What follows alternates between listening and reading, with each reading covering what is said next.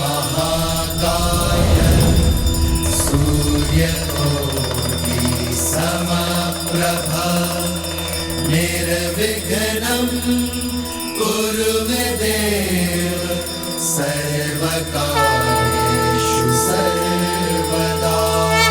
सर्वमङ्गलमाङ्गल्ये शिवे सर्वार्थसाधिके शरण्ये त्र्यम्बके गौरी नारायणी नमोस्तुते नारायणी नमोस्तुते। या देवी सर्वभूतेषु शक्तिरूपेण संस्थिता नमस्तस्यै नमस्तस्यै नमस्तस्यै नमो नमः नमस्तस्यै नमो नमः।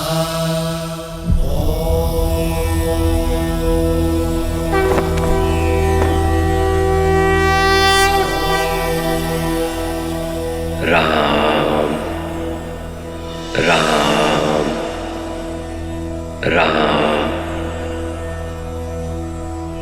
राम।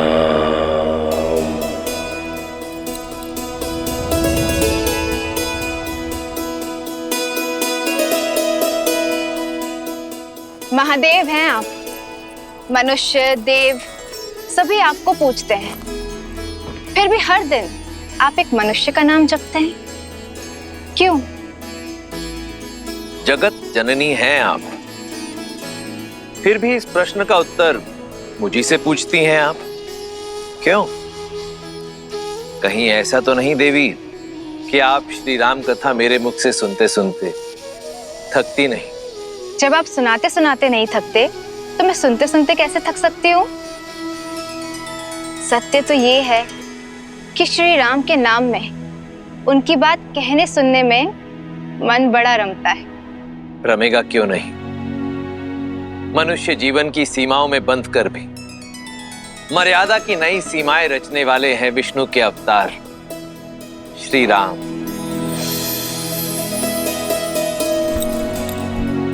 तो एक बार फिर से सुनाइए ना श्रीमद् रामायण कथा। मैं गणेश स्तुति भी कर आई हूं, तो कथा सुनने में कोई विघ्न नहीं आएगा। जो आज्ञा देवी। तो आइए आरंभ करते हैं। भारत की आत्मा, परम परमात्मा, मर्यादा पुरुषोत्तम श्री राम की कथा। महापवित्र सरयू नदी के तट पर स्थित है एक नगर जो त्रेता युग में सूर्यवंशी राजाओं की राजधानी थी। इक्ष्वाकु के वंशज भगीरथ, रघु और अज को जन्म देने वाला नगर जिसे कोई युद्ध में जीत ना सका, अयोध्या।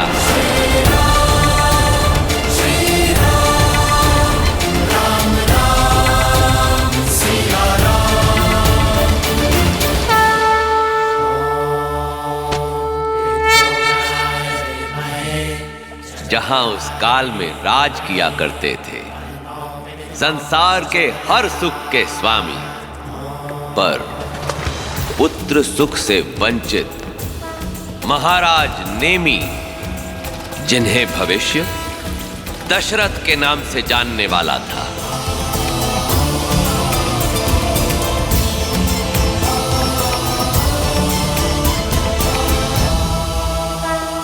श्राद्ध की रीतियां पूर्ण हुई महाराज ने भी। जी आचार्य।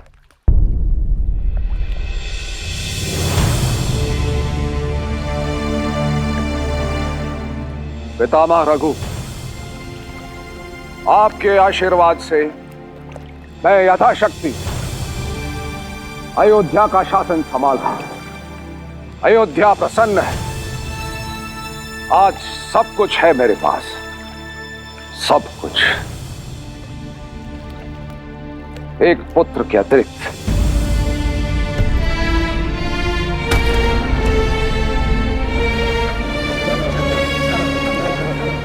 एक पुत्र जो मेरे उपरांत अयोध्या को प्रज्वलित कर सके। एक पुत्र जो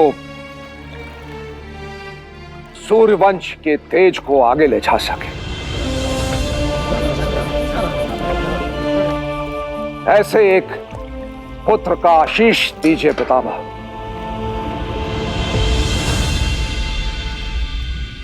अब आप अपने पूर्वजों का ध्यान कीजिए और उन्हें पुष्पांजलि अर्पित कीजिए। रानी कौशल्या, सुमित्रा, कैकेयी, आइए।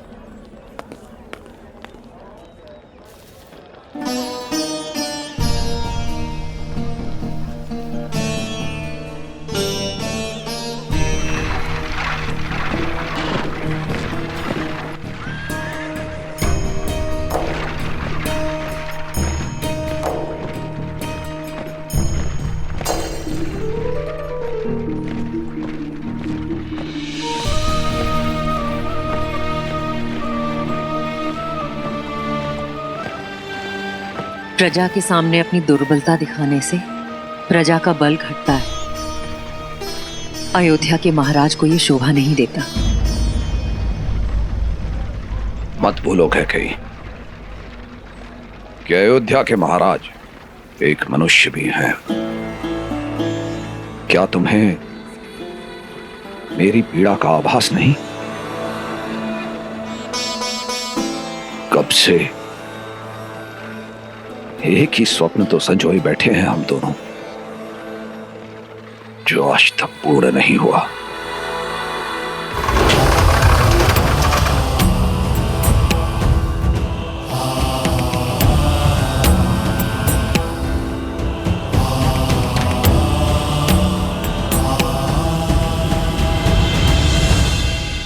महाराज कहते हैं भोर में देखे स्वप्न अवश्य पूर्ण होते हैं।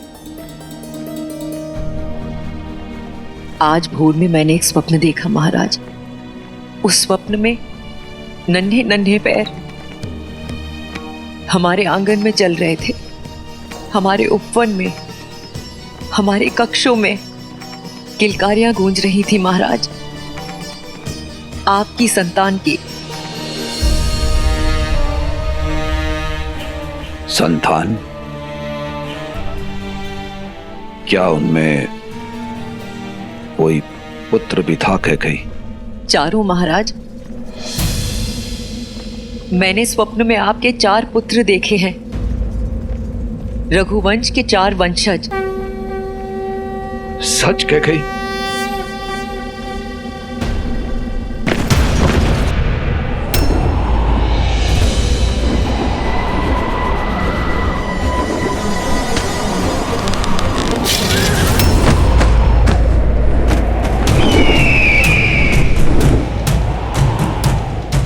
जटायु,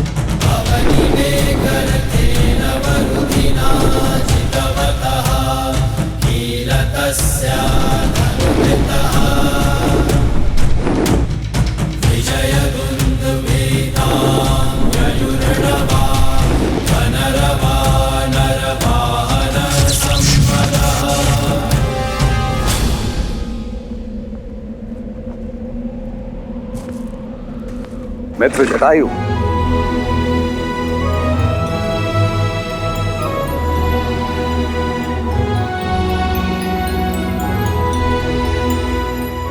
कोई सूचना नहीं। ऐसी क्या बात है जो अचानक आपको यहां खींच लाई? युद्ध।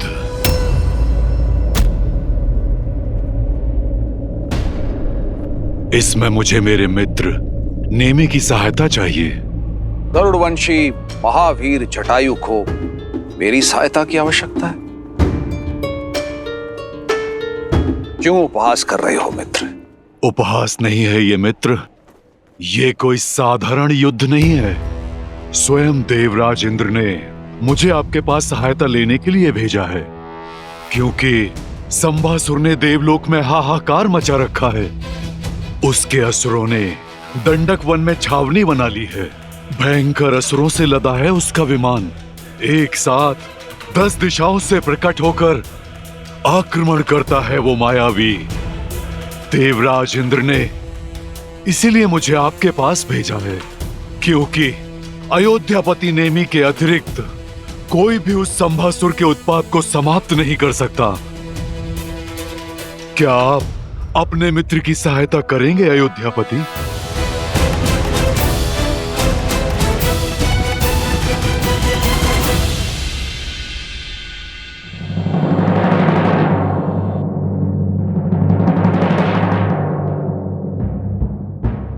अयोध्या की राजसभा में उपस्थित सभी को इस बात की सूचना मिल चुकी है कि अयोध्या के मित्र देवराज इंद्र ने हमसे सहायता मांगी है और अयोध्या इस सहायता का उत्तर देगी।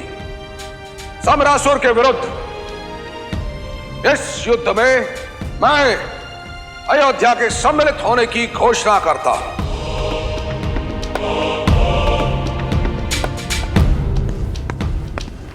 क्षमा करें महाराज।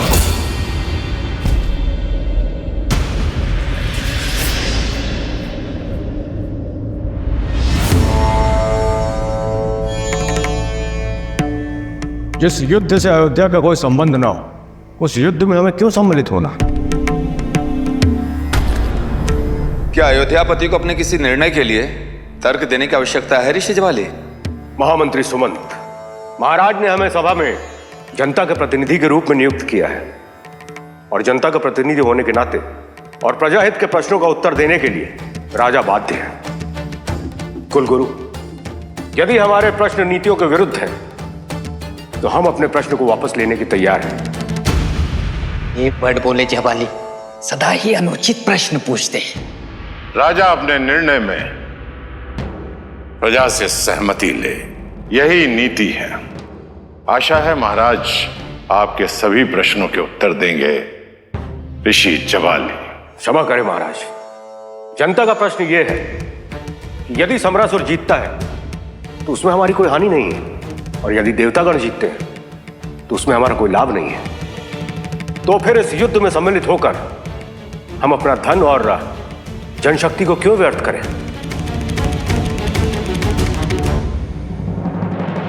ऋषि ज्वाली, अयोध्या के इस युद्ध में सम्मिलित होने के 3 कारण हैं। पहला कारण मित्रता। हमारे मित्र ने हमसे सहायता मांगी है। रघुवंशी सदैव मित्रता का मान करते हैं। दूसरा कारण, दूर फैली अग्नि को यदि बुझाया ना जाए तो उसे निकट आने में अधिक समय नहीं लगता। दंडक वन अयोध्या से अधिक दूरी पर नहीं है। और तीसरा कारण, राजा का धर्म, जो है प्रजा की हर संकट से रक्षा करना। वो संकट जो सामने हो या वो संकट जो आने वाला हो। इसीलिए अयोध्या और प्रजा के हित में सम्रासुर के विरुद्ध इस युद्ध का नेतृत्व मैं स्वयं करूंगा। ऋषि ज्वाली, आशा करता हूं आपको आपके प्रश्नों के उत्तर मिल गए होंगे। क्षमा करें महाराज।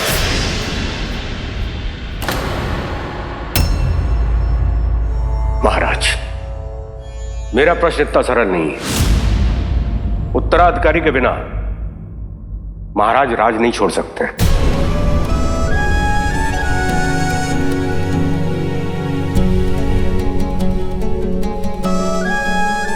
ऐसा नहीं है कि हमें आपकी वीरता और कौशल पर कोई संदेह है, किंतु नियति को कोई नहीं जानता महाराज। यदि आपके साथ युद्ध में कुछ अनहोनी हो गई तो अयोध्या का क्या होगा? रघुकुल का क्या होगा महाराज? ऋषि ज्वाली, अयोध्या के सिंहासन पर बैठने की प्रथम योग्यता है धर्म की रक्षा ना कि वंश की रक्षा।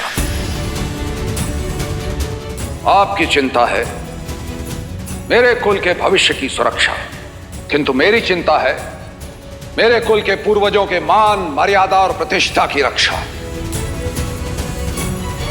मैं उन महाराज हरिश्चंद्र का वंशज हूं जिन्होंने सत्य की रक्षा के लिए अपने परिवार का त्याग किया। उन भागीरथ का वंशज हूं जिन्होंने धर्म की रक्षा के लिए मां गंगा को पृथ्वी पर उतारा। धर्मवीर रघु का रक्त मेरी धमनियों में बह रहा है। मेरा वंश रहे ना रहे, किंतु रघुकुल की रीति नेमी कभी नहीं तोड़ेगा।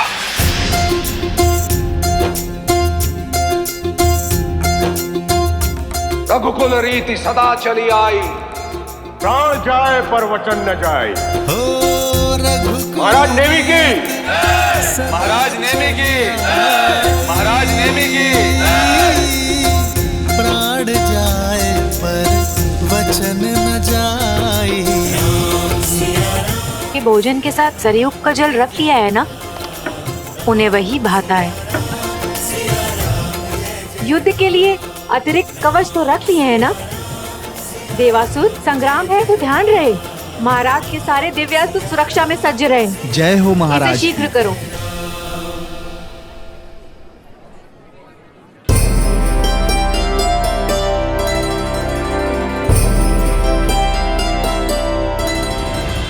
समझता हूं, किंतु तुम्हारा पति एक राजा है और राजा की पत्नी होना सरल नहीं है।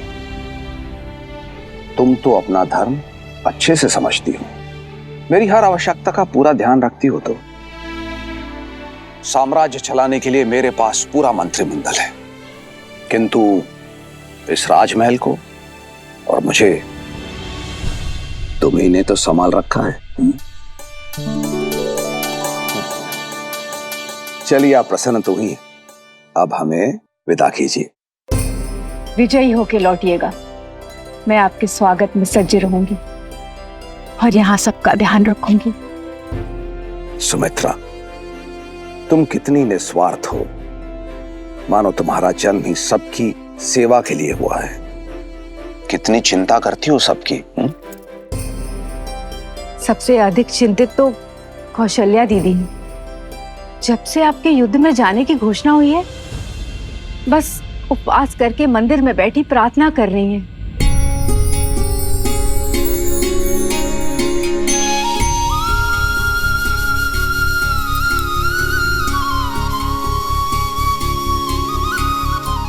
रानी सुमित्रा ने बताया कि आप चिंतित हैं।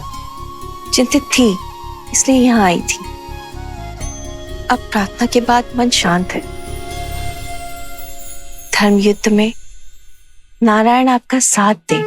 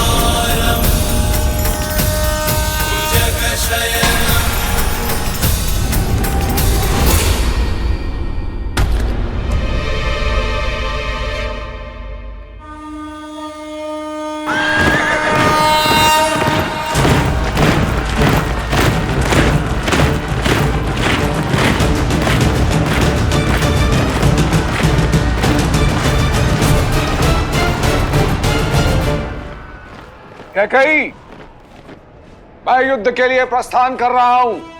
विजयी होके लौटिएगा अयोध्यापति। जो कह रही हो तुम्हारी आंखों में देखना चाहता हूं। मंत्रा, आओ मेरी मदद करो।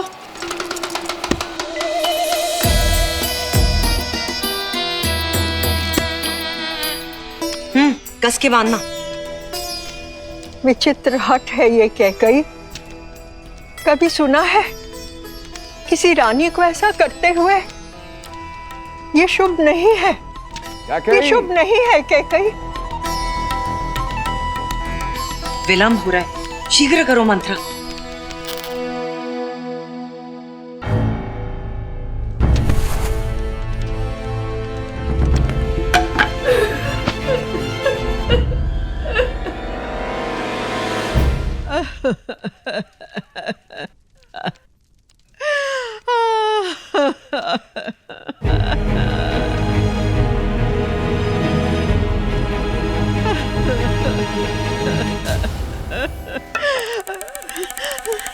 क्यों चिंता करती हो? हाँ, कुछ नहीं होगा मुझे। अश्वपति की बेटी हूं मैं, योद्धाओं के बीच में पली बड़ी हूं।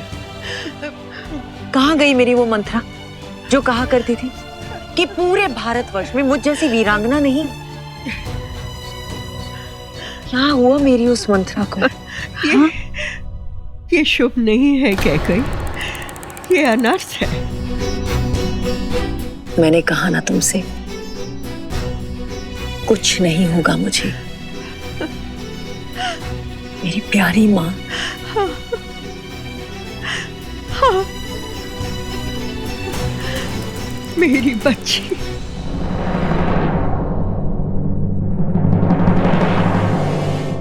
विदा।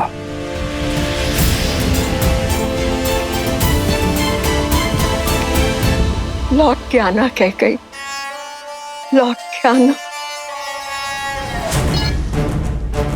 आऊंगी अपने राजा को साथ लेकर।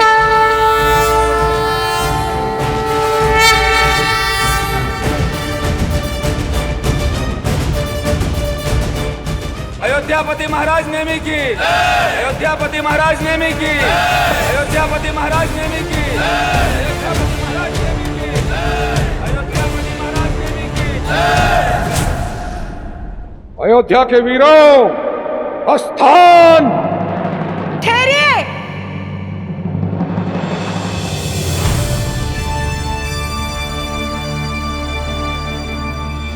कैकेयी, तुम यहाँ? तो और कहाँ होना चाहिए?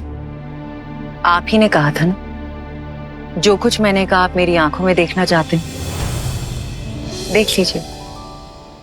तुम जानती हो ना कि आप मुझसे रुष्ट थे, जानती हूँ, पर क्या करूं, मंत्रा को समझाने में इतना समय लग गया। बेचारी बहुत भयभीत हो रही थी। होना भी चाहिए। अब युद्ध क्षेत्र में शत्रु पर प्रहार करने से अधिक हमें तुम्हारी रक्षा की चिंता करनी होगी।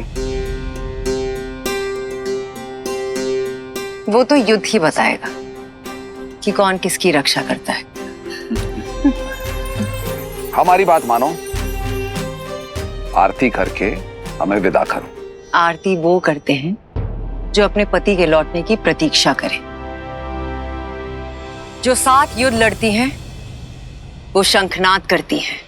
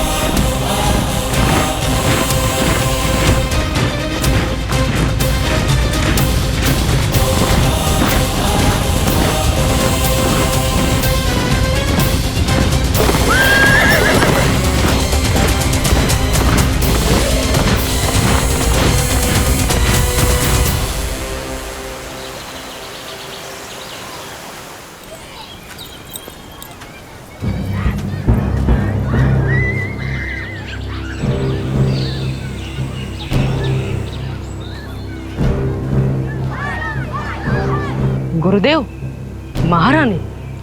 प्रणाम महारानी। प्रणाम महारानी। आचार्य वशिष्ठ।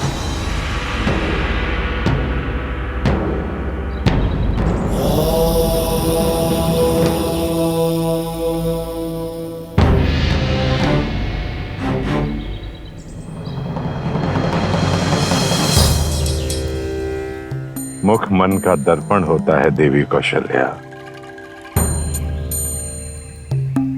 कहिए, क्या शंका है? आचार्य, एक स्वप्न है जो मुझे बार बार दिखाई दे रहा है, जिसने मेरे मन में हलचल मचा रखी है।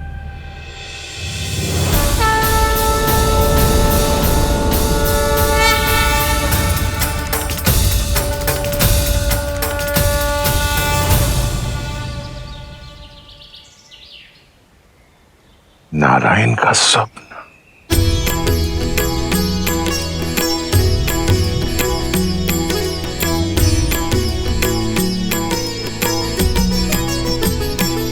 हो करो सदा रघुपति गुण गाना, सादर सुनहि विहंग सुजाना।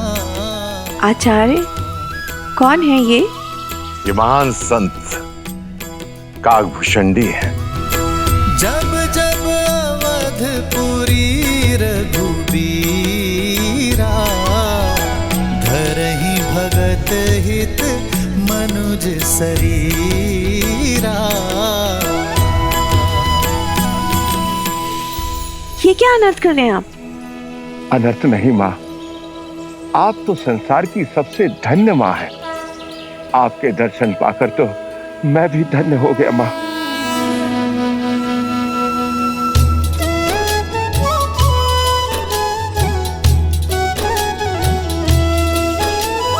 ताते यह तन मोहि प्रिय, भयो राम पद ने।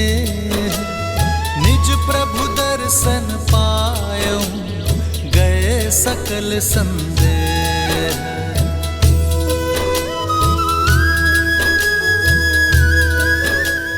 आचार्य, मैं यहाँ अपनी उलझन लेकर आई थी और आप मुस्कुरा रहे हैं, और श्री काकभूषणी जी का व्यवहार और शब्द, मैं और उलझ गई हूँ। ये उलझन नहीं, शुभ संकेत है देवी। अपने मन को शांत रखिए, नारायण पर ध्यान लगाइए और सब कुछ समय पर छोड़ दें। अयोध्या का, आपका और सारे संसार का शुभ समय आने वाला है।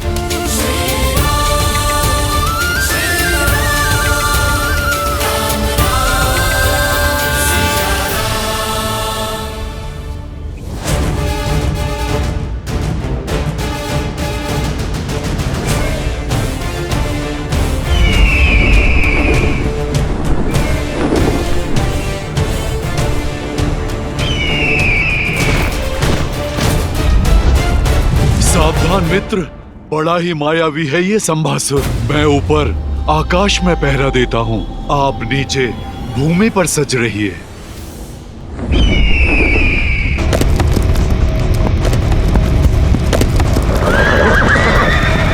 सावधान! अयोध्या के वीरों, अपने स्थान पर अड़िग रहो।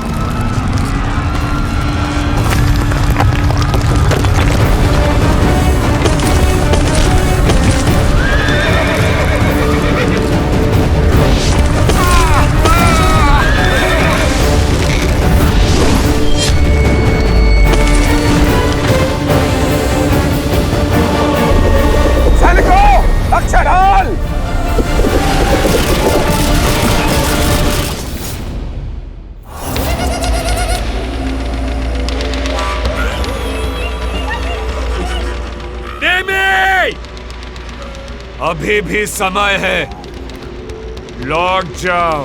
अवध के वीर धर्म युद्ध से दो स्थिति में लौटते हैं, या तो विजय प्राप्त करके या वीर गति प्राप्त करके। ठीक है, वीर गति प्राप्त करो। सेना आक्रमण!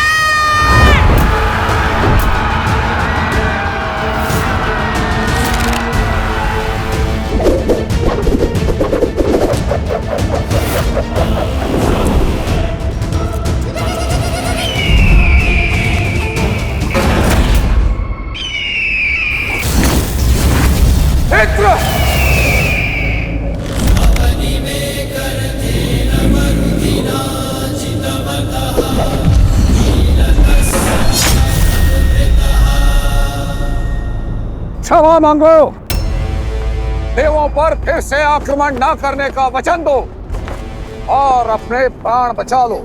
अभी तो युद्ध प्रारंभ भी नहीं हुआ है नेमे।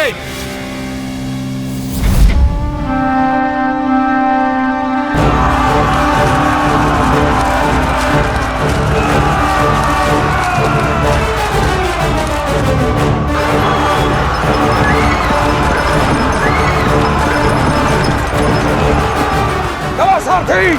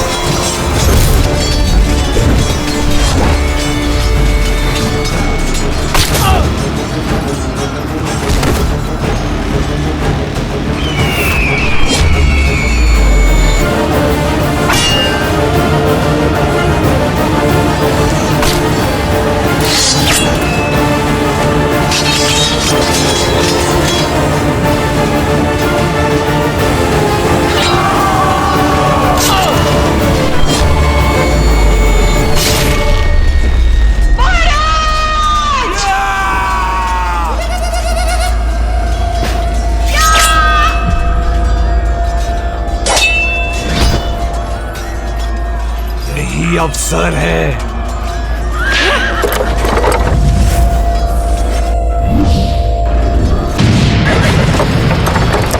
अयोध्यापति, कुछ नहीं होगा आपको।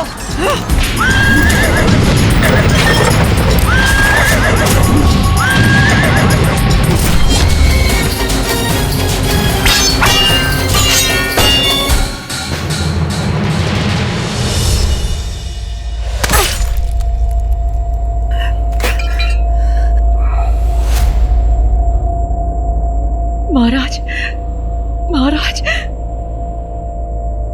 युद्ध में क्या हुआ कैकई? युद्ध चल रहा है महाराज, किंतु सम्रासुर के प्रहार से मूर्छित हो गए थे आप। इसलिए आपको सुरक्षित रखने के लिए मैं आपको यहाँ ले आई। युद्ध चल रहा है और तुम मुझे मेरी सेना से दूर यहाँ ले आई? अयोध्या की रानी होकर तुम? क्षमा कीजिए महाराज, किंतु मैं आपको खो नहीं सकती महाराज। और मैं अपना धर्म नहीं खो सकता। महाराज,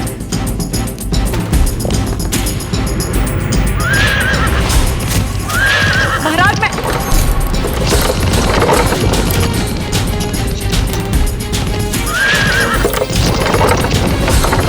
महाराज, आपके पहिए की नस की धुरी टूटी है महाराज। महाराज रुकिए। महाराज,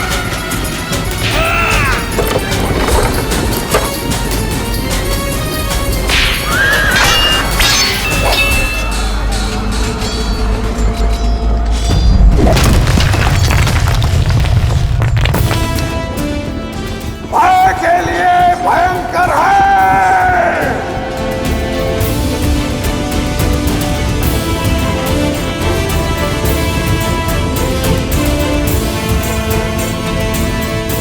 हम अवध के रुद्र हैं।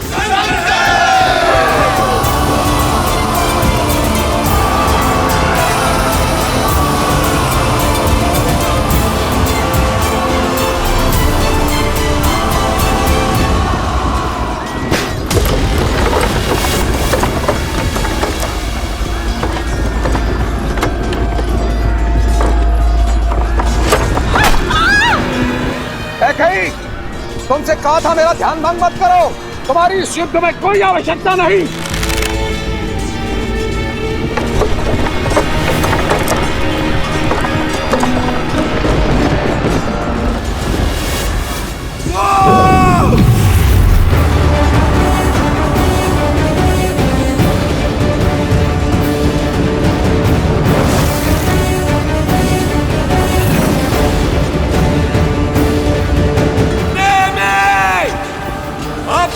दिशाओं से प्रहार होगा।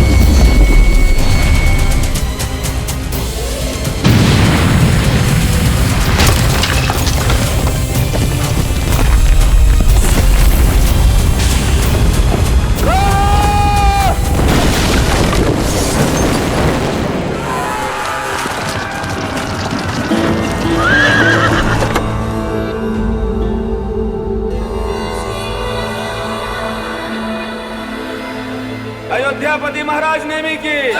अयोध्यापति महाराज नेमी की। अयोध्यापति महाराज नेमी की। अयोध्यापति महाराज नेमी की। अयोध्यापति महाराज नेमी की। अयोध्यापति महाराज नेमी की। अयोध्यापति महाराज नेमी की। अयोध्यापति महाराज नेमी की।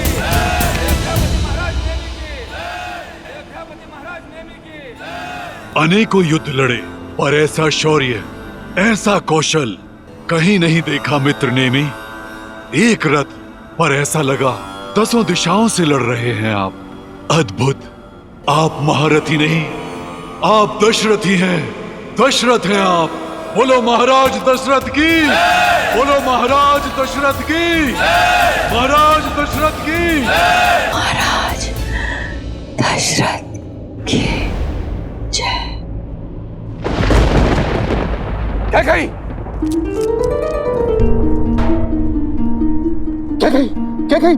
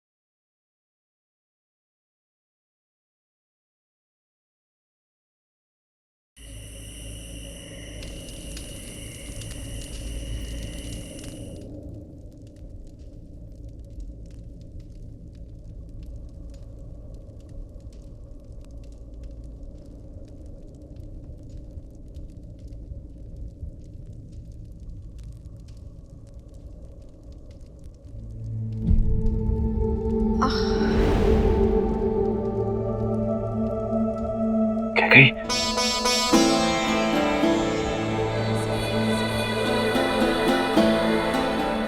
मुझे क्षमा कर दो। क्या कही?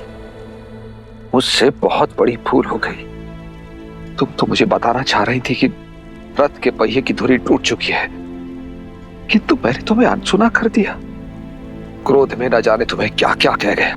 महाराज, तुम्हारे इस आचरण को मैंने रघुकुल का कलंक समझा, किंतु इतना अपमानित होने के बाद इतनी पीड़ा में भी चलते रथ के पहिए की धुरी में तुमने अपना हाथ कहीं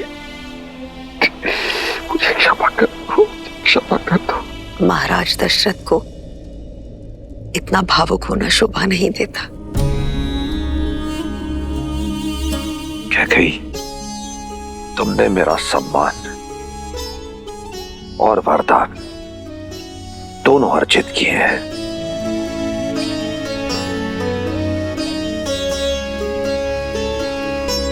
मांगो कैकेयी, जो मन चाहे वो वरदान मांग लो। कैसा वर आर्य? मैंने जो कुछ भी किया अपने पति के प्राणों की रक्षा के लिए किया। तुमने केवल अपने पति के प्राणों की ही रक्षा नहीं की, अपितु अयोध्या के महाराज के प्राणों की भी रक्षा की है। आज रघुकुल की पताका लहरा रही है तो तुम्हारे कारण।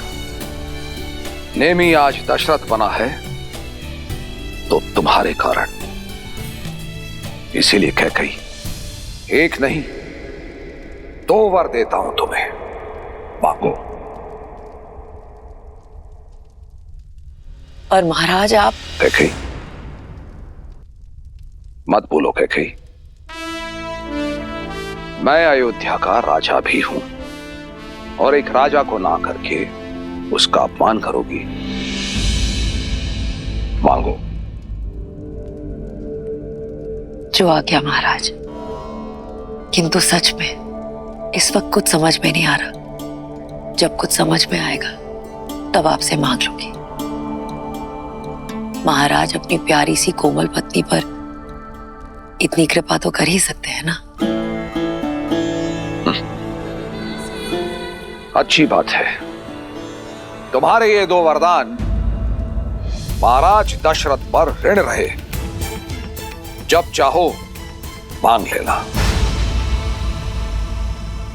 आपको सच में लगता है महाराज उसकी आवश्यकता होगी? महाराज, संसार का हर सुख दिया है आपने मुझे।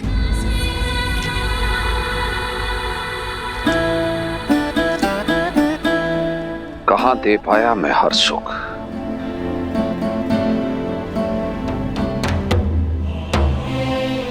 तुम्हें पुत्र का सुख नहीं दे पाया और अयोध्या को उत्तराधिकारी का सुख नहीं दे पाया।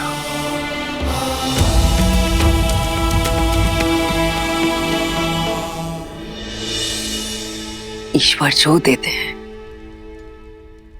सही समय पर देते हैं आर्य।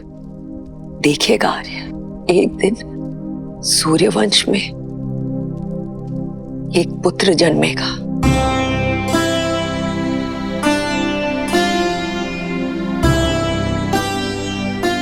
जो चंद्रमा की भांति सौम्य होगा, जिस पर एक बार दृष्टि डाल दे उसे सदैव के लिए आनंद से भर देगा। श्री रामचंद्र कृपालु भजो मन हरण भव भय दारुणम्। श्री रामचंद्र कृपालु भजो मन हरण भव भय दारुणम्।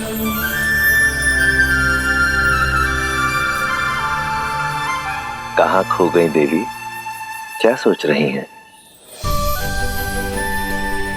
अद्भुत था ना महादेव, कैकेयी का त्याग। उन्होंने वही किया जो एक पत्नी प्रेम में अपने पति के लिए करती है, किंतु भावनाओं में बहकर बिना ये जाने कि कैकेयी वरदान क्या मांगेगी, क्या दशरथ का उन्हें वचन देना उचित था? बिना सोचे दिया गया वचन या बिना देखे चलाया गया बाण हो, दोनों ही मनुष्य के जीवन में श्राप बनकर लौटते हैं। मैं तो उस पावन क्षण की प्रतीक्षा में हूं जब श्री राम का जन्म होगा। उसका श्राप और वरदान से क्या संबंध? संबंध तो है देवी, अत्यंत गहरा संबंध है, क्योंकि श्रीमद् रामायण भगवान विष्णु के मनुष्य अवतार की गाथा है और मनुष्य के जीवन में उसके आदर्शों के साथ उसका अहंकार, पाप के साथ उसका पुण्य और वरदान के साथ शाप सब जुड़े हैं।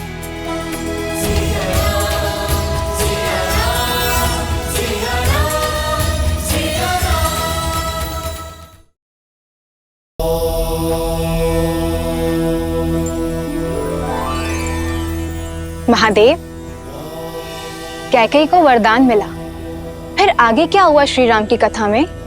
नेमी के पराक्रम की भांति ही दशरथ नाम भी 10 दिशाओं में प्रसिद्ध हुआ। पर देवी,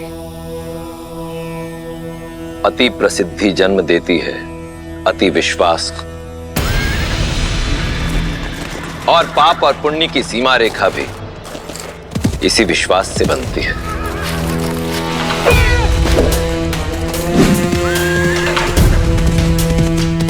जो कब पार हो जाती है पता ही नहीं चलता।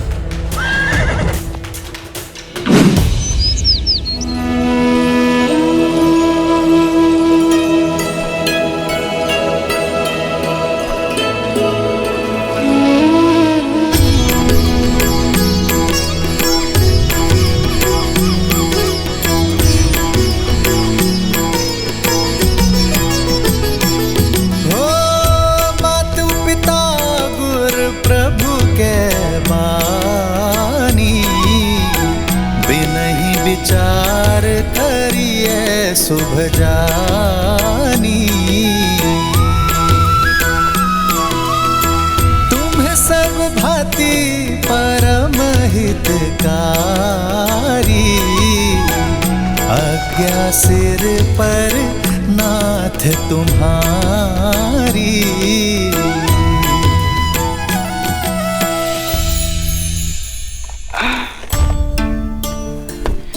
पुत्र श्रवण, हम काशी पहुंच गए? अभी नहीं बाबा, अभी तो बहुत लंबा मार्ग शेष है। देखा ज्ञानवती, झूठ बोलता तुम्हारा श्रवण। हमें काशी ना ले जाकर यहाँ वहाँ भटका रहा है, क्योंकि वो हमसे बिछड़ना नहीं चाहता। वो जानता है कि काशी जाकर हम उससे दूर हो जाएंगे। हाँ यही बात है, नहीं होना चाहता मैं आप लोगों से दूर। इसमें बुराई ही क्या है? पर आप लोग भी क्यों चाहते हो कि मैं आपको छोड़ दूं? मैं आपको कोई कष्ट दे रहा हूँ? नहीं मेरे लाल, कष्ट क्या होता है ये तूने तो कभी जानने ही कहाँ दिया।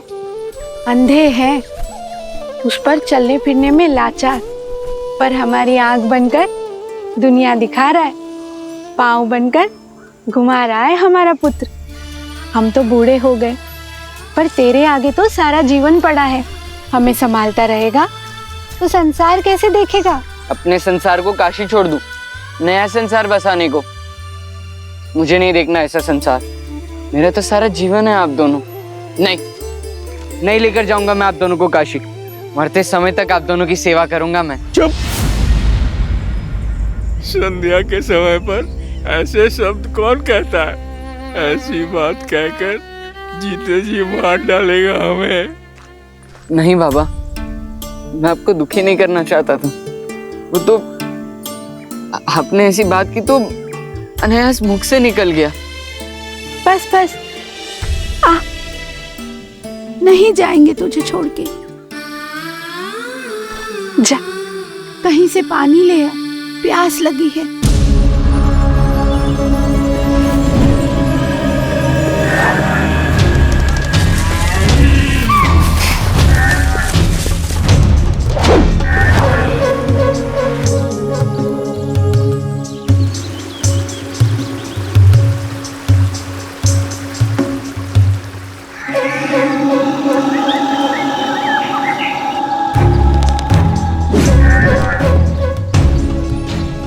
मैं आज तक आखेट से खाली हाथ नहीं लौटा हूं, आज भी नहीं लौटूंगा।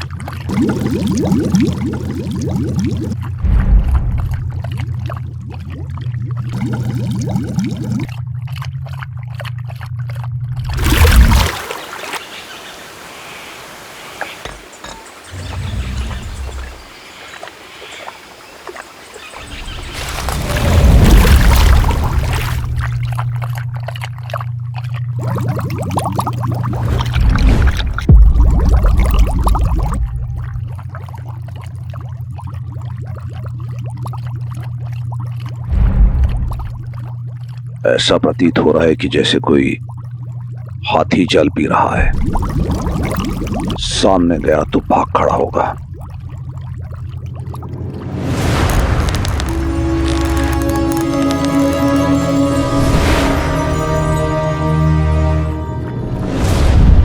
ओम ह्रीं क्लीं क्रीं हूं फट् स्वाहा। शब्द भेद।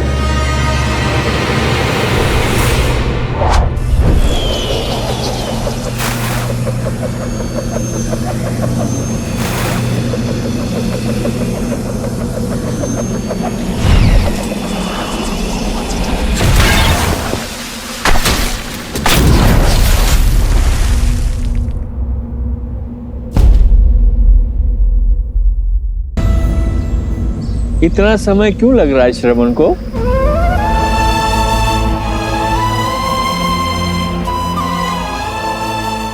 जल लाने गया है। कोई नदी सरोवर ढूंढने में समय तो लगता है।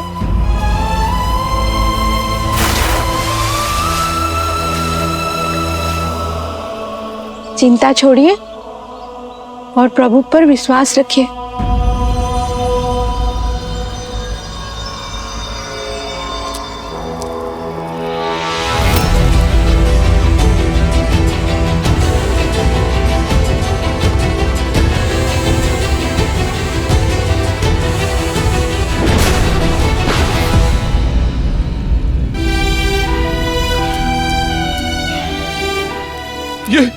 ये कैसा अनर्थ हो गया मुझसे? मुझे क्षमा कर दो पुत्र, मुझे क्षमा कर दो। नेत्र खोलो पुत्र, अपने नेत्र खोलो पुत्र। माँ, बाबा। नहीं पुत्र, कुछ नहीं होगा। मैं कुछ नहीं होने दूंगा तुम्हें। एक क्षण, मैं तुम्हें अभी वैद्य के पास लेके जाता हूँ। नहीं, चलो। इतना समय नहीं है, बस एक कृपा कर दो। मैं अपने बूढ़े दृष्टिहीन माता पिता की इकलौती संतान हूँ। ये क्या कर दिया मैंने? वो प्यासे हैं यहीं पास में। मैं मरते मरते नहीं उन्हें प्यासा नहीं छोड़ सकता। नहीं पुत्र, ऐसा मत कहो, ऐसा मत कहो। आप उन्हें जल पिलाने की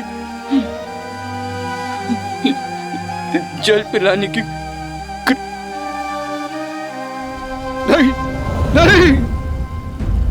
पुत्र, पुत्र, पुत्र।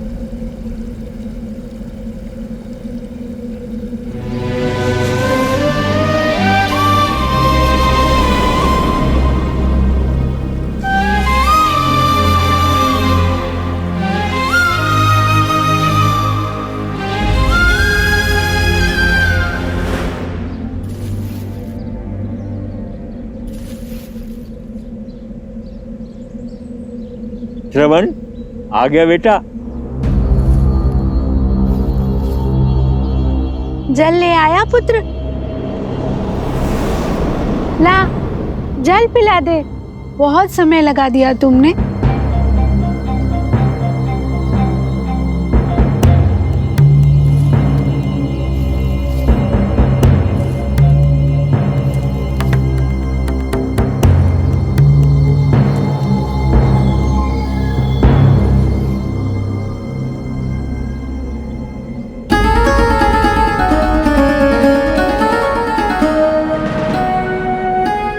श्रवण नहीं हो?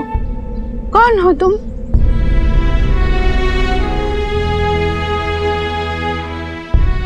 एक पापी। श्रवण के बाबा, मेरा पुत्र कहाँ है? श्रवण! बोलो भाई, कौन हो तुम और हमारा श्रवण कहाँ है? मां, मैं अभागा दशरथ हूं।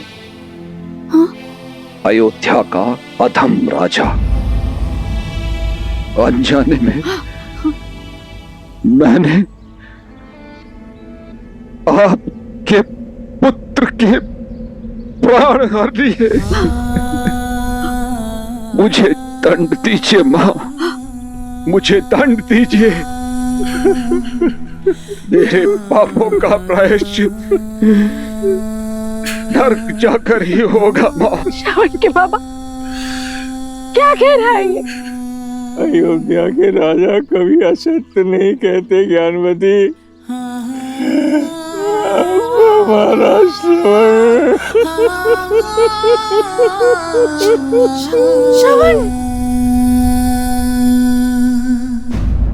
माता, माता। ज्ञानवती, ज्ञानवती, ज्ञानवती, ज्ञानवती।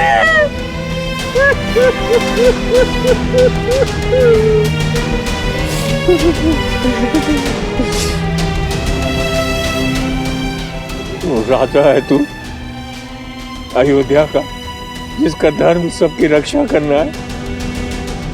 ऐसे होती है प्रजा की रक्षा। भूल हुई है मुझसे, मुझे दंड दीजिए। मृत्यु ही मेरा प्रायश्चित है। क्या मृत्यु पर्याप्त है इस पाप से मुक्त होने के लिए? अपने कर्म फल से मुक्त नहीं हो पाओगे। जो बोया है वो काटोगे दशरथ।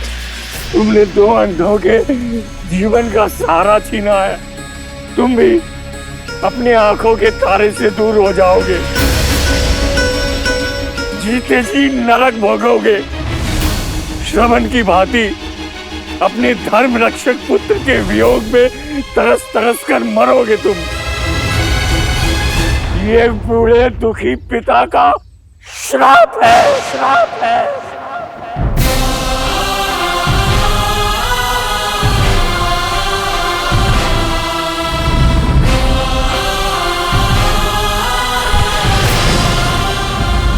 बाबा, बाबा।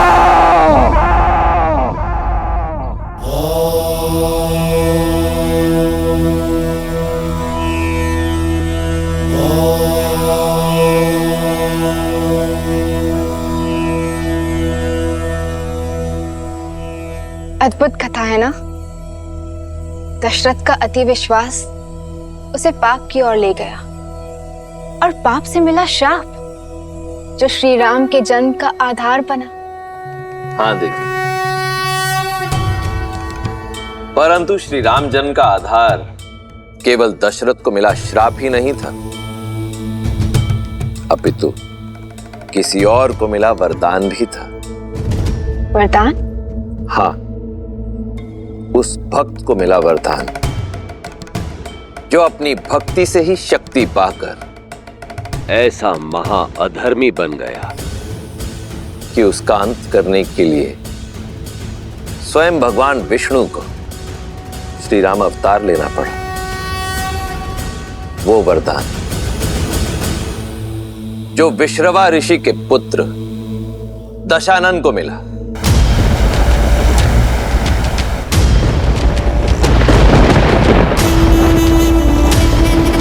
जिसे ये संसार भविष्य में रावण के नाम से जानने वाला था।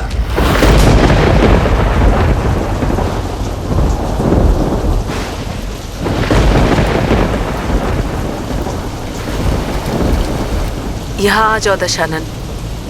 वहां भी क्यों रहे हो? क्योंकि सोने की लंका यहीं से दिखती है माँ।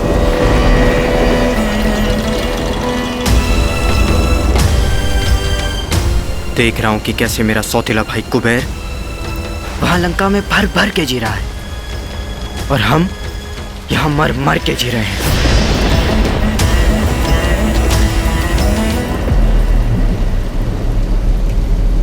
कितनी बार समझाया है, तुलना नहीं, प्रतीक्षा करो, सब ठीक हो जाएगा। एक बार तुम्हारे पिता विसर्वा। मत लो ये नाम मेरे सामने माँ। घिन है मुझे उस सब से जो मुझे मेरे पिता से मिला। इस नाम से, इस रिश्ती हुई कुटी से, इस नारकीय जीवन से, इस अन्याय से। कुबेर के भांति हम भी तो उनके संतान हैं, पर उसे मिली सोने की लंका, क्योंकि वो यक्ष है। देवताओं का समर्थन प्राप्त है उसे, और हमें मिली भूख। ये रिश्ती हुई कुटी क्यों? क्योंकि राक्षस है हम।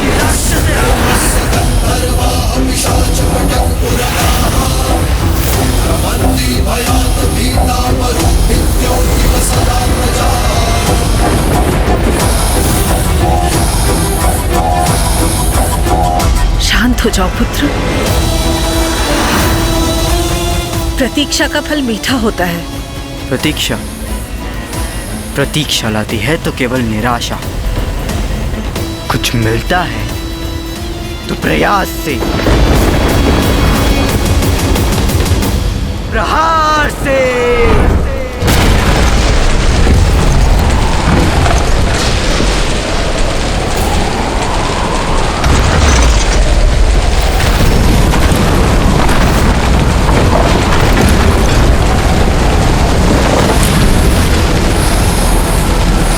ये क्या किया दशानन? भाग्य ने एक टूटी छत दी थी हमें, वो भी छीन ली। जो भाग्य ने नहीं दिया वो अपने भय से छीनूंगा मैं। 10 सिर मिले हैं ना मुझे, हर एक के लिए एक एक लोक जीतूंगा मैं। 10 दिशाएं दशानन के नाम से कांपेंगे।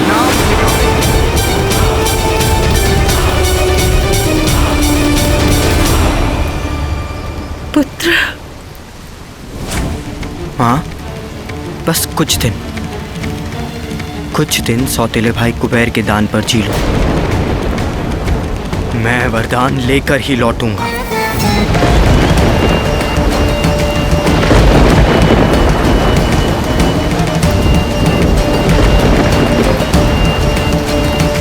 कोई आना चाहे मेरे साथ तो आ सकता है।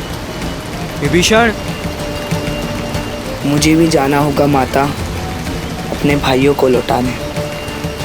वचन देता हूँ मैं आपको कि अपने भाइयों को धर्म के मार्ग पे लाने का प्रयत्न करता रहूंगा।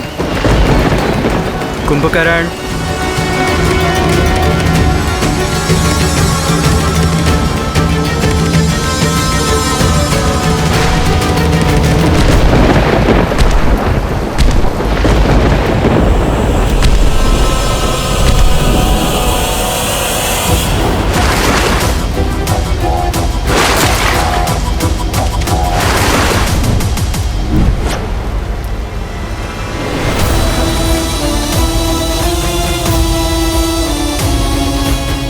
डरो मत माँ, जब मेरे भाई शक्ति लेकर आएंगे हम सबसे प्रतिशोध लेंगे।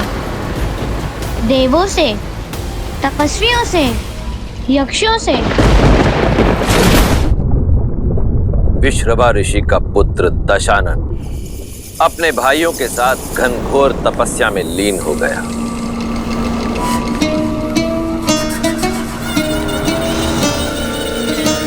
भूखा प्यासा हर कष्ट सहकर भी तपस्या करता रहा।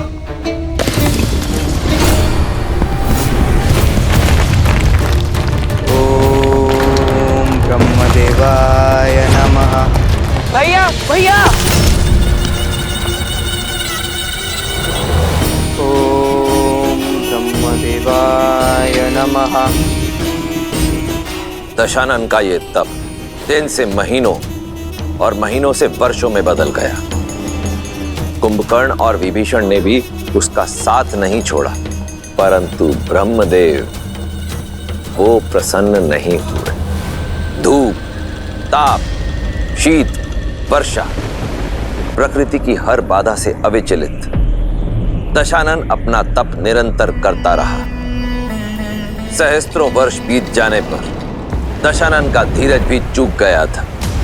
अपनी हठ को पाने के लिए अब उसने तप के स्थान पर तलवार का हाथ थामा।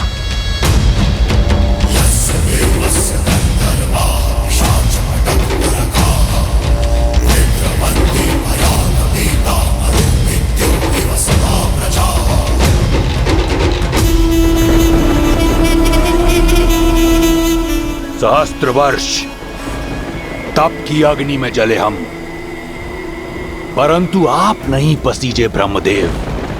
आप भी मेरे पिता की तरह निकले।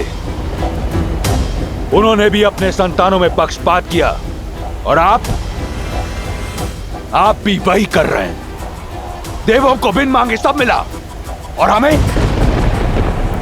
इतने तप के बाद भी कोई फल नहीं। क्यों? क्योंकि राक्षस है हम।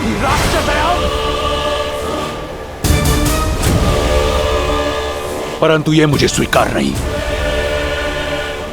माना कि सब आपके वश में है, परंतु यह दशानन इतना विवश नहीं।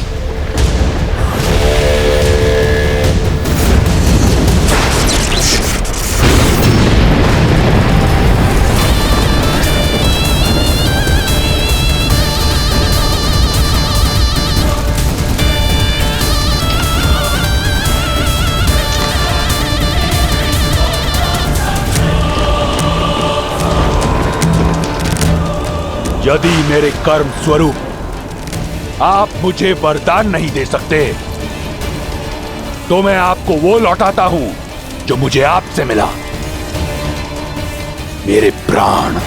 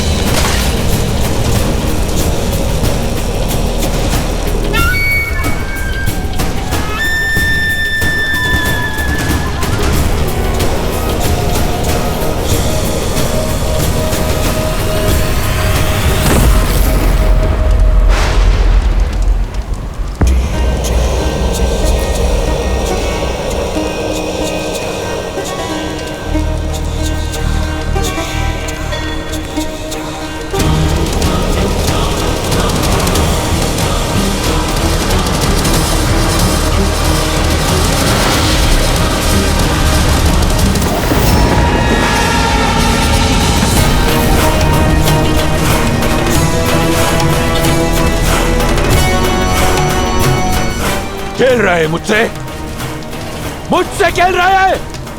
मृत्यु की अनुमति भी नहीं देंगे ब्रह्मदेव। बिन मांगे 10 शीश दिए थे आपने, परंतु परिश्रम के फल स्वरूप एक वरदान नहीं दे सकते। तो देखिए कैसे 10 के 10 काटकर आपको अर्पित करता हूं।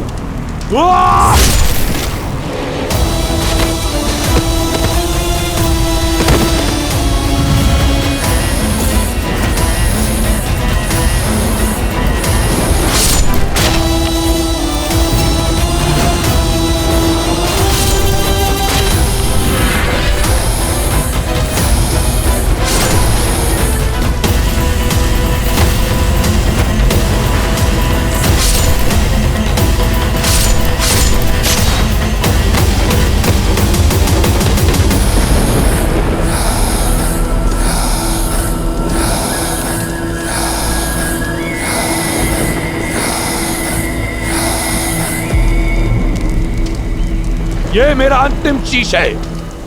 अगर मेरी तपस्या सिद्ध नहीं हुई तो ये अवश्य सिद्ध हो जाएगा कि ब्रह्मा पक्षपाती है। ये सिद्ध हो जाएगा कि कोई कर्म फल नहीं होता।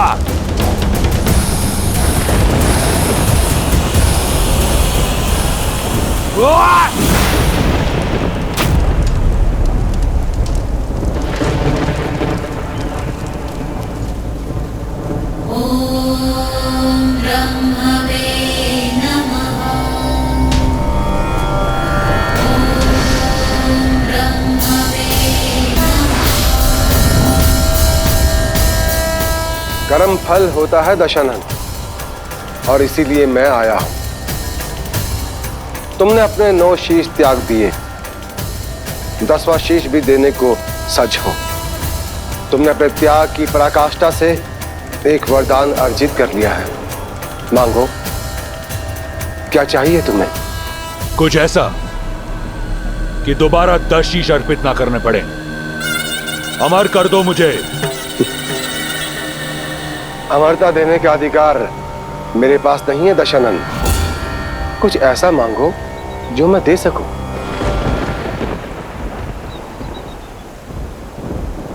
तो अभय दान तो दे सकते हो। किसी के हाथों ना मर सकूं, ये वरदान तो दे सकते हो। न देवता ना असुर, न राक्षस न यक्ष, न गंधर्व न किन्नर, न पशु न पक्षी न नाग न कीट, न भूत न पिशाच न बेताल, कोई मुझे मार न सके।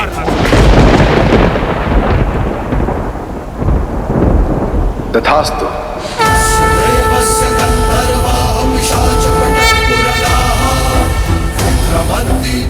बड़ा छोटा हृदय है आपका ब्रह्मदेव।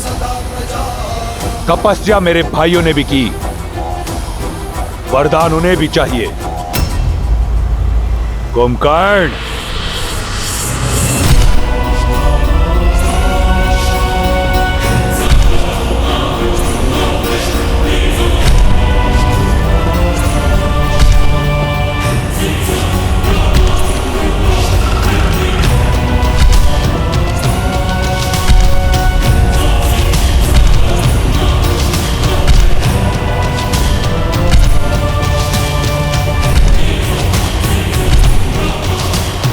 प्रणाम ब्रह्मदेव। मांगो अपनी तपस्या का वरदान। इंद्रासन मांगो कुंभकर्ण।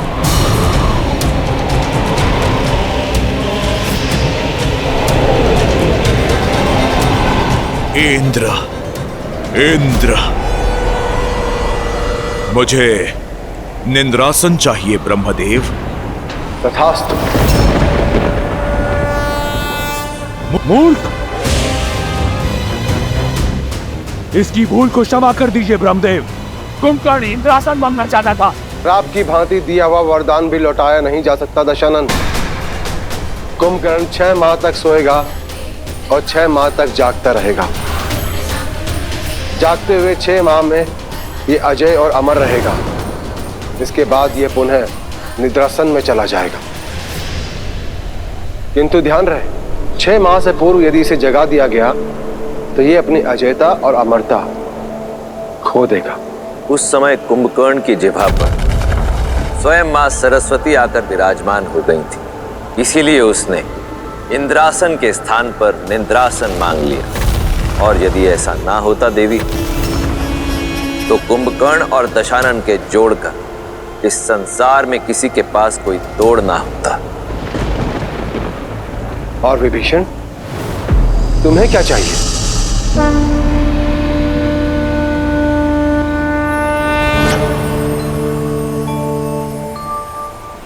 सद्मार्ग का ज्ञान ब्रह्मदेव, ताकि मैं अपने भाइयों और अपने परिवार को धर्म का मार्ग दिखा सकूं। इसीलिए मुझे श्री हरि की भक्ति का वरदान दीजिए ब्रह्मदेव। तथास्तु। ब्रह्मदेव से वरदान पाने के पश्चात दशानन ने अपने लक्ष्य की ओर प्रथम पग बढ़ाया।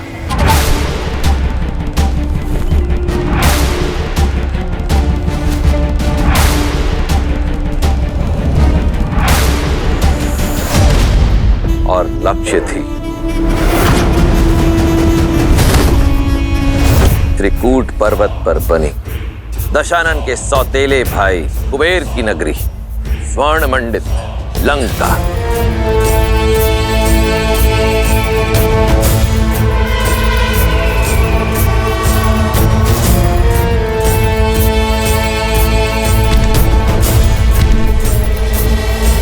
बड़े भैया, बड़े भैया,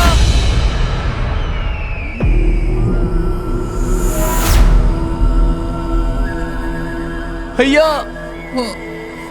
क्या वरदान मांगा था भाई?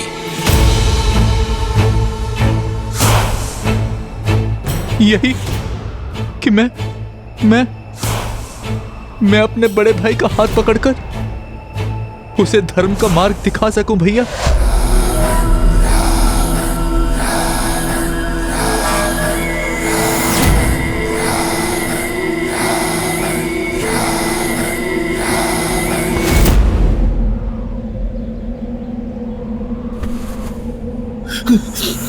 तो अब विभीषण बताएगा दशानन को धर्म का मार्ग, और यदि मैं तुम्हें मृत्यु का मार्ग बता दूं तो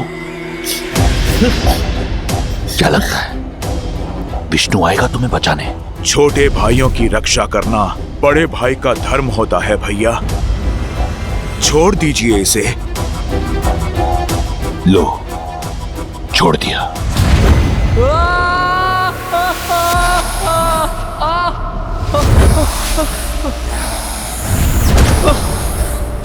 विष्णु का स्वप्न त्याग कर अपने जीवन के सत्य को पहचानो। यह है तुम्हारे जीवन का सत्य, यह है तुम्हारा स्थान मेरे चरणों में।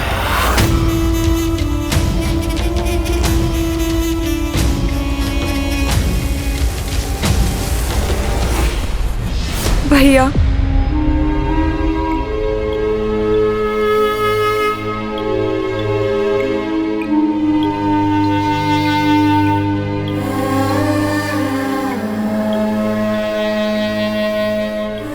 शूर्पणखा,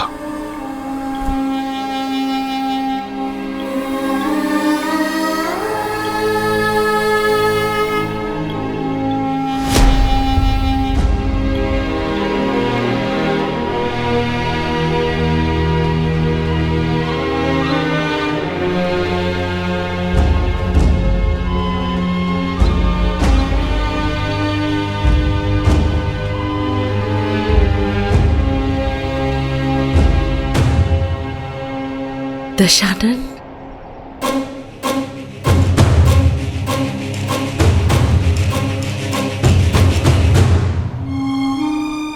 इतने वर्षों की प्रतीक्षा के बाद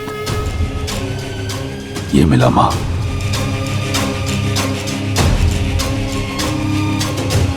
अब मैं दिखाऊंगा मुझे प्रयास से क्या मिला।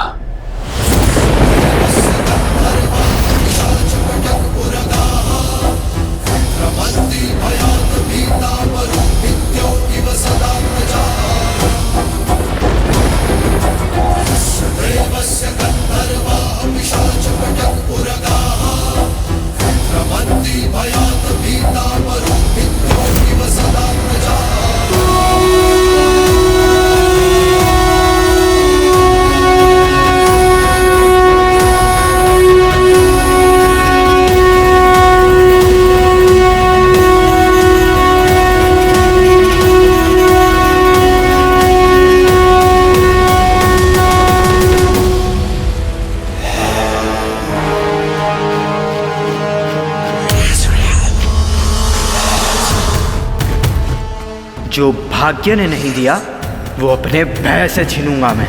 दसों दिशाएं दशानन के नाम से कांपेंगी।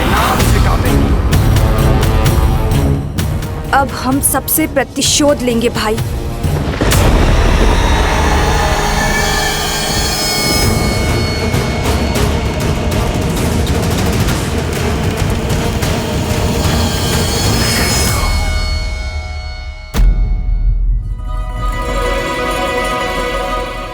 धन्य हुआ मैं पिताश्री, आप कुबेर से मिलने आए।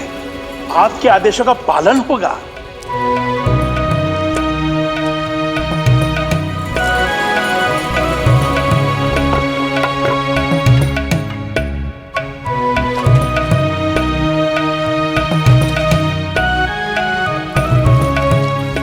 प्रसन्नता है हमें, तुम लंका के वैभव को भोग रहे हो, पर क्या तुमने अपना कर्तव्य निभाया है कुबेर?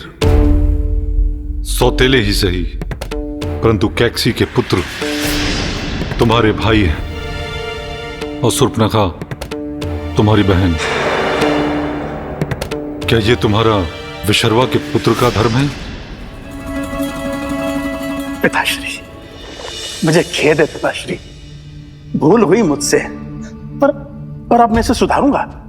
वे माता कैकसी के पुत्र मेरे ही भाई हैं, उन्हें मैं अपने मंत्रिमंडल में सम्मिलित करूंगा और बहन शूर्पणखा के लिए योग्य वर ढूंढकर उसका विवाह संपन्न करूंगा। और फिर मैं आ रहा है, वो आ रहा है, आपका पुत्र दशानन आ रहा है। ये तो बहुत शुभ समाचार है। मैं कुबेर के साथ इसी विषय पर बात कर रहा था। अब कुबेर के साथ मिलकर मेरे दोनों पुत्र शक्ति और बल का प्रयोग करके पूरे संसार का कल्याण करेंगे। दशानन वो नहीं है जो आप समझ रहे हैं आर्य। जाइए, कुबेर अपने प्राण बचाइए।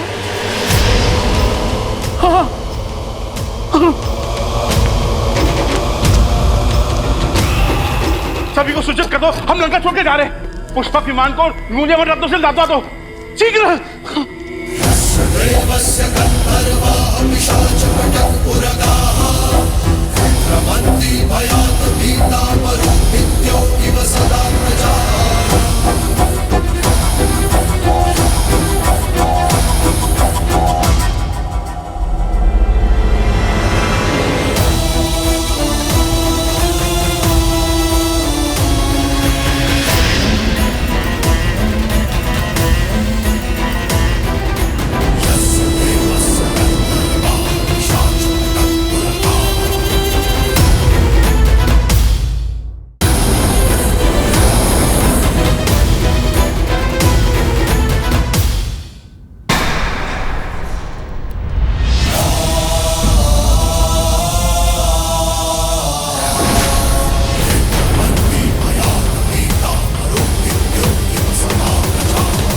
तो महान धर्माज्ञ ऋषि विश्रवा लौट आए अपने तप से। प्रणाम। क्या वरदान लेकर लौटे हैं? विनम्रता, जिसका तुम में अभाव है। अभाव तो बहुत से हैं ऋषिवर। घर पर छत का अभाव, थाली में भोजन का अभाव,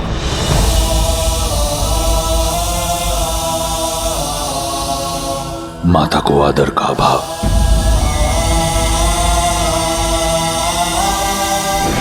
पिता के स्नेह का अभाव, परंतु इस पर कभी दृष्टि नहीं पड़ी होगी आपकी। दशानन, पिता है तुम्हारे, विनम्र बनो। क्षमा माता, परंतु विनम्रता सिखाने के लिए हमारे पिता कभी थे ही नहीं। आप अपने पति से यह पूछिए कि अब तक उस सिंहासन पर विराजमान क्यों हैं, जो अब उनका नहीं मेरा है।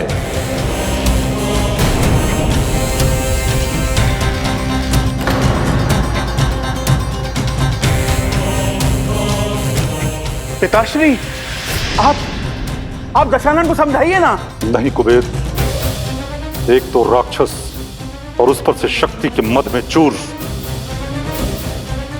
इसे समझाने का कोई लाभ नहीं।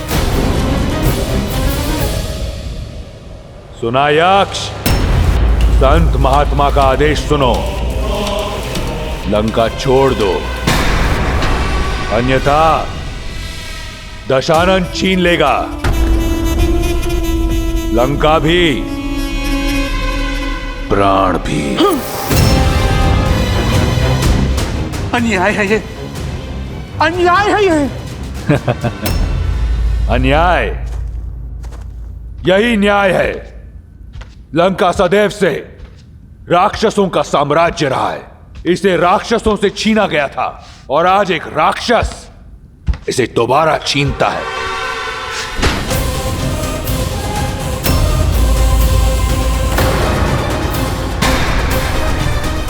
इससे अधिक विनम्रता मुझे नहीं आती। दशानन, दशानन! तुम अपने पिता का अपमान कर रहे हो। मैं आपके पति को जीवन दान दे रहा हूं माता।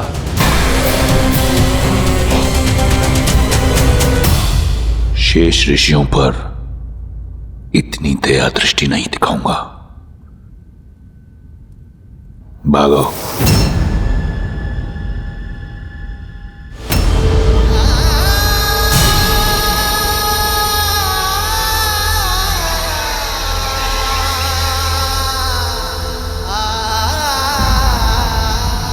आज तुमने अपने पिता को नहीं खोया दशानन, बल्कि मैंने अपना पुत्र खो दिया है।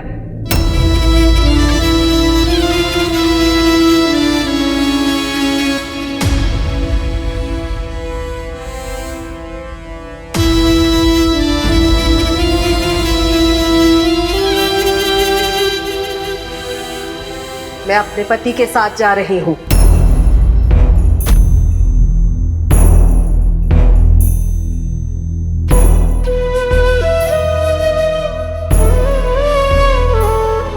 तुम में से मेरी कौन सी संतान मेरे साथ चलेगी?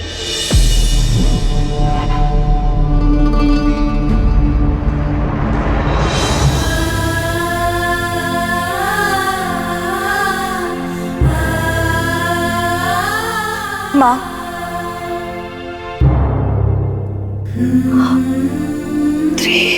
अब हम सबसे प्रतिशोध लेंगे।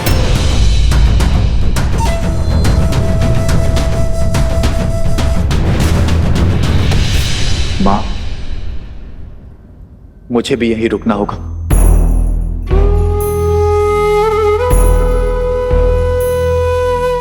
अपने भाइयों को उचित मार्ग जो दिखाना है।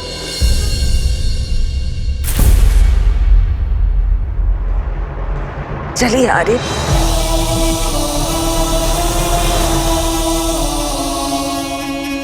तो काम की बात प्रारंभ करें।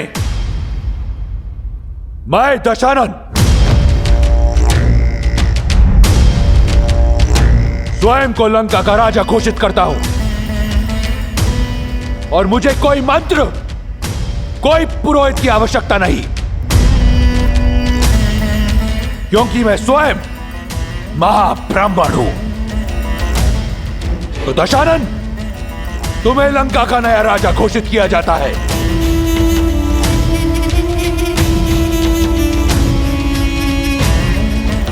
लंकापति दशानन की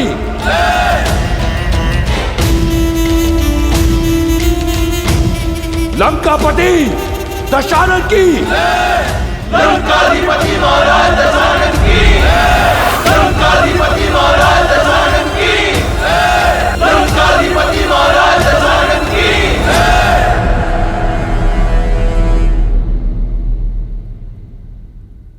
राक्षसों की शक्तिशाली सेना सज्ज है, और उनका राजा भी जो हमारा था एक बार फिर हमारा होगा, और जो हमारा नहीं उस पर भी हम अपना आधिपत्य स्थापित करेंगे।